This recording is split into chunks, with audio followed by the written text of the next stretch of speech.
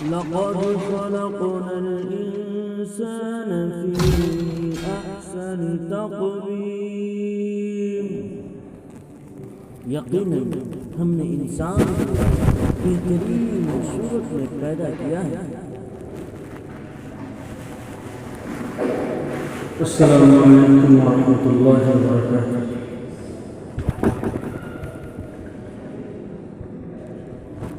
الحمد للہ وحدہ والصلاة والسلام على من لا نبی بعدہ. قال اللہ عز وجل في كتابه المجيد والفرقان الحميد: اعوذ باللہ من الشیطان الرجیم. بسم اللہ الرحمن الرحیم. يا أيها الذين آمنوا إنما الخمر والميسر والأنصاب والأزلام رجس من عمل الشيطان فاجتنبوه لعلكم تفلحون. إنما يريد الشيطان أن يوقع بينكم العداوة والبغضاء في الخمر والميسر ويصدكم عن ذكر الله وعن الصلاة فهل أنتم منتهون. صدق الله العظيم. وقال النبي صلی اللہ علیہ وسلم: الدنیا مزرع الآخرہ. وعدہ غلبہ ہے مومن کے لیے قرآن میں، وعدہ غلبہ ہے مومن کے لیے قرآن میں. پھر آج جو غالب نہیں، کچھ قصر ہے ایمان میں. محترم معزز قابل قدر سامعین کرام، ابھی میں نے 7ویں پارے کی دوسرے صفحے کی 2 آیت تلاوت کی ہے. سورۃ المائدہ کی 90 اور 91 نمبر کی آیت ہے. اللہ تبارک و تعالی ان آیتوں میں جو نشے کی چیزیں ہیں اور جو جوا بازی ہے اور جتنی ان کی اقسام ہیں، جتنی ان کی نوعیتیں ہیں، تمام کو اللہ تبارک و تعالیٰ نے اس میں ممنوع قرار دیا ہے اور اس سے منع فرمایا ہے. زمانہ جاہلیت میں آپ صلی اللہ علیہ وسلم کی بعثت سے پہلے مکہ المکرمہ کی کیا حالت تھی؟ شاید ہی کوئی ایسا گناہ ہو جو اس وقت نہیں پایا جاتا ہو. اللہ تبارک و تعالیٰ نے مکہ والوں پر رحم فرمایا. مکہ میں اس وقت مکہ نہیں تھا بلکہ بکہ تھا. للذی ببکۃ مبارکا وہدی للعالمین. چوتھے پارے کے پہلے صفحہ میں بھی بکہ کا لفظ آیا. تو دوست بزرگوں، بکہ کو مکہ بنایا گیا اور اس کے لیے قرآن کریم کے وحی کا سلسلہ شروع کیا گیا. جناب محمد رسول اللہ صلی اللہ علیہ وسلم کے قلب اطہر پر، پاکیزہ دل پر قرآن کریم کے وحی کا سلسلہ نازل ہونا شروع ہوا. اور آپ کو معلوم ہے کہ سب سے پہلے جو اللہ تبارک و تعالیٰ نے قرآن کریم کی آیت نازل کی وہ کون سی آیت ہے؟ اقرأ بسم ربک الذی خلق خلق الانسان من علق اقرأ وربک الاکرم الذی علم بالقلم. یہ 5 آیتیں آج ہی غار حرا میں، جبل نور میں لکھی ہوئی ہے. دوستو بزرگوں، اللہ تبارک و تعالی ہم سب کو 100 بار جانے کی سعادت نصیب فرمائے. یہ آیت کس چیز سے تعلق رکھتی ہے؟ اس کا تعلق کیا ہے؟ اس آیت میں کیا سبق دیا گیا؟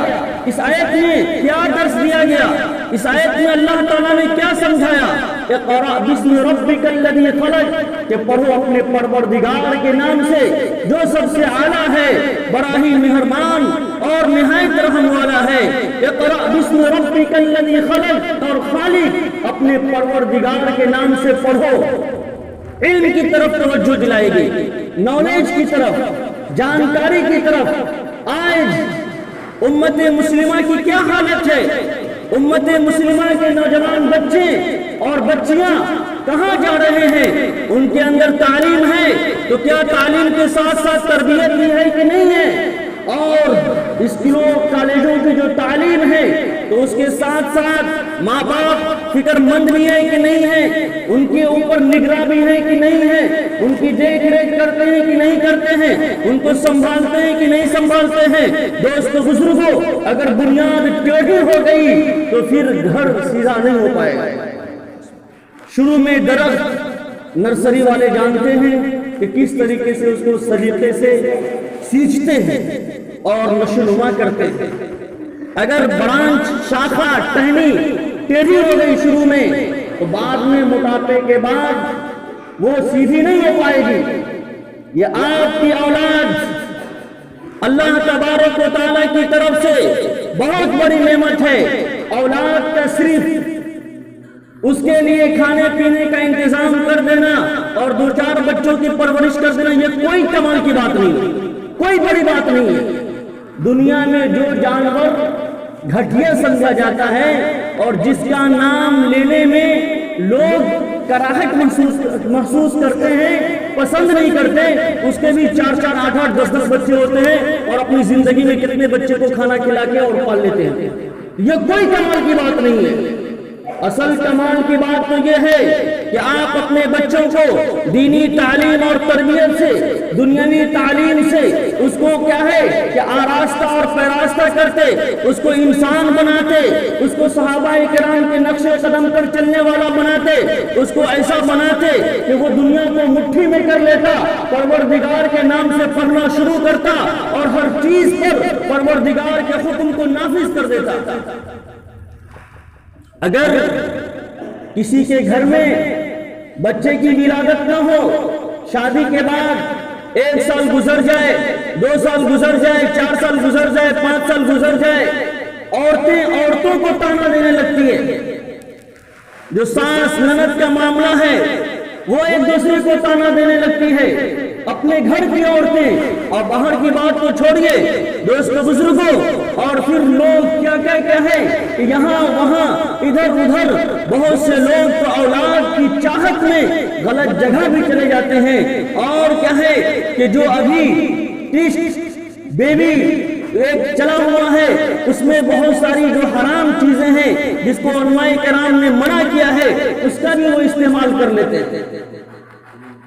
تو دوستو بزرگوں، جب اللہ تبارک و تعالیٰ نے اولاد دیا، بچے دیے، بچیاں دی، تو اب ہم اس کو یوں ہی چھوڑے ہوئے ہیں، کوئی فکر نہیں ہے۔ جس طریقے سے جانوروں کا گھر نہیں ہوتا، کوئی ایک بہترین مسکن نہیں ہوتا، ایک ٹھکانہ نہیں ہوتا کہ وہ کتا ہے، بلی ہے، جہاں چاہے رہے، جہاں چاہے شور و ہنگامہ کرے، جدھر چاہے منہ مارے، وہی حال یہ نیو جنریشن کی ہو گئی۔ یہ مسجد کے بغل میں اسکول ہے، اسکول جس محلے میں اس محلے کے نام تک کو چینج کر دیا۔ وہ سر بتا رہے تھے اور کیا ہے کہ ایک لفظ کو مٹا کر کے غلط جو جملہ استعمال نہیں کرنا چاہیے وہ جملہ اس کو بنا دیا۔ یہ مسلمان کے بچوں کا حال ہے۔ اور عشاء کے بعد دیکھیے، عشاء کے بعد کوئی بھی کام کرنے کی اجازت نہیں ہے الا یہ کہ دین کا مذاکرہ ہو، کوئی خاص اور اہم کوئی مشورہ ہو تو مختصر وقت میں کر کے اور سونے کے لیے حکم دیا گیا تاکہ فجر میں اٹھ سکے۔ جمعہ میں، عید بقرعید میں ہماری مسجدیں بھر جاتی ہیں، کیا آسمان سے لوگ اتر آتے ہیں یا زمین سے نکلتے ہیں؟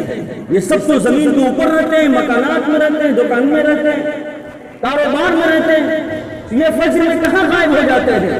دوستو بزرگوں، اس کی اصل وجہ یہ ہے کہ عشاء کے بعد لہو و لعب میں، موبائل میں، انٹرنیٹ پر، یوٹیوب پر، واٹس ایپ پر سب ایک دوسرے سے کیا ہے کہ موج مستی کر رہے ہوتے ہیں اور ایک دوسرے کے ساتھ معلوم ہے کیا کرتے ہوتے ہیں۔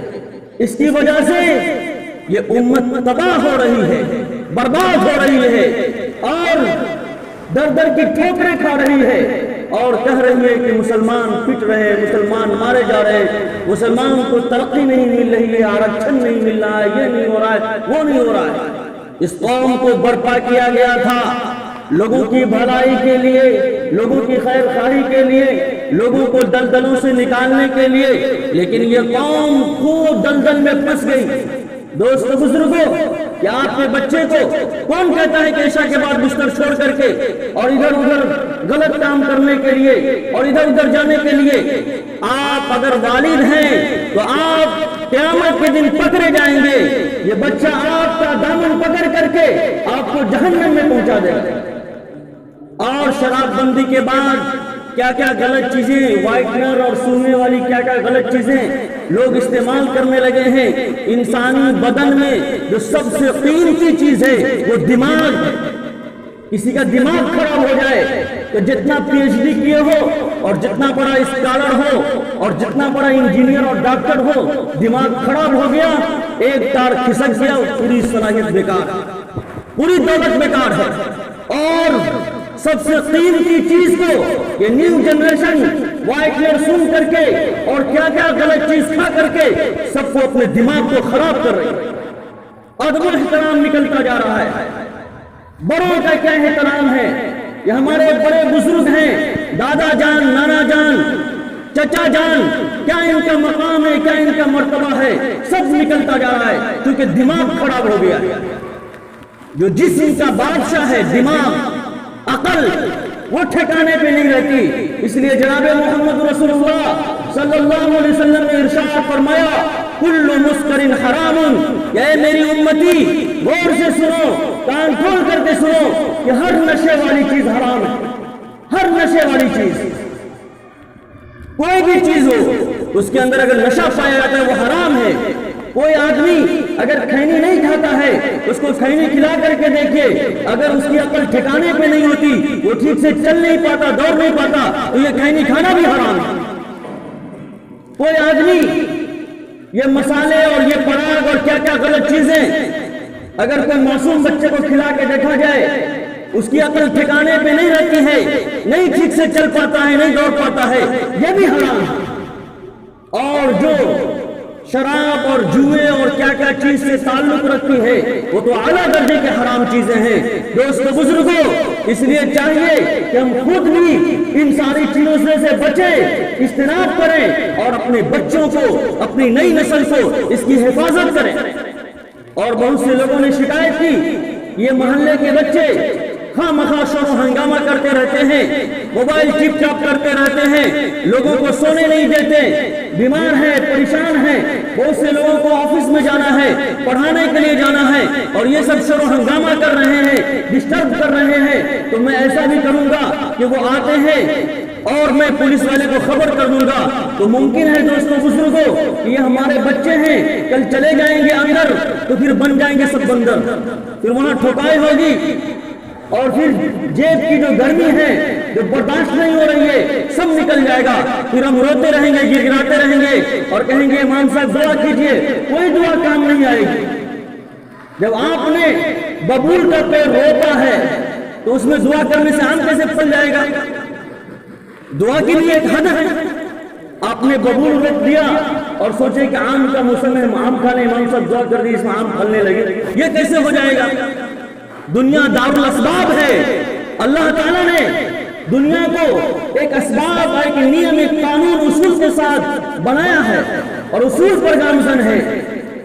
جو لوگ دنیا کو مٹھی میں لیے ہوئے ہیں، 16 گھنٹا، 18 گھنٹا پڑھتے ہیں، اور مسلمان کے بچے 2 گھنٹے پڑھنے میں دل نہیں لگتا، اسکول کالج میں جاتے ہیں تو بوائے فرینڈ گرل فرینڈ کے پیچھے دیوانے پڑے ہوئے۔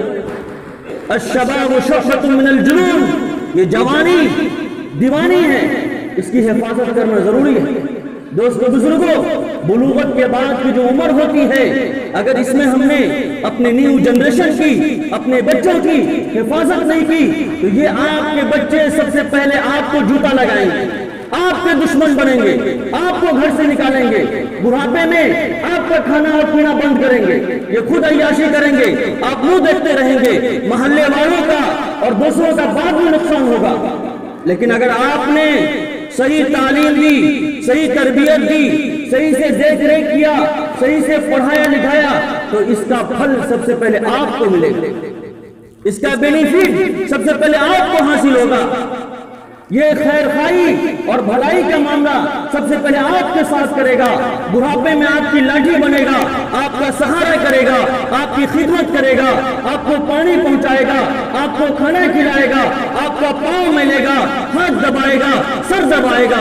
دوستو بزرگوں، فیصلہ آپ کے ہاتھ میں ہے کہ آپ اپنے بچوں کو کیا کرنا چاہتے ہیں، آپ اپنے بچے کے ساتھ کیا معاملہ چاہتے ہیں۔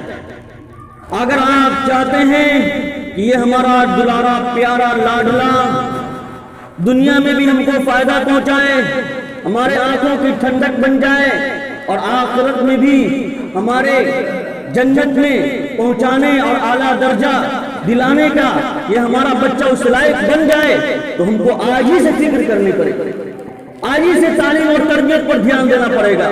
اگر آپ نے ڈھلائی کر دیا اور رسی کو چھوڑ دیا تو پھر دنیا میں بھی آپ کی ذلت اور رسوائی کا ذریعہ بنے گا، اور قیامت میں بھی ذلت و رسوائی کا ذریعہ بنے گا۔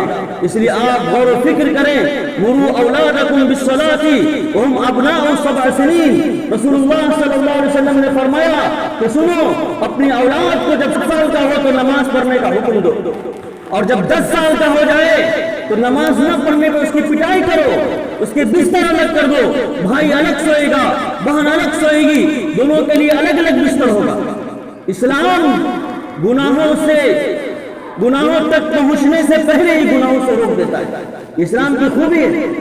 دوستو بزرگوں، ہم اپنی نوجوانوں کی حفاظت کریں، حق کی پہچان بن کر جیو تو صحیح، حق کی پہچان بن کر جیو تو صحیح، تم نگہبان بن کر جیو تو صحیح۔ یہ زمانہ ادب سے جھکائے گا سر، یہ زمانہ ادب سے جھکائے گا سر، تم سچے مسلمان بن کر جیو تو صحیح۔ اللہ تعالیٰ کہنے والے سننے والے ہم تمام لوگوں کو عمل کرنے کی توفیق عطا فرمائے۔ وآخر دعوانا الحمدللہ۔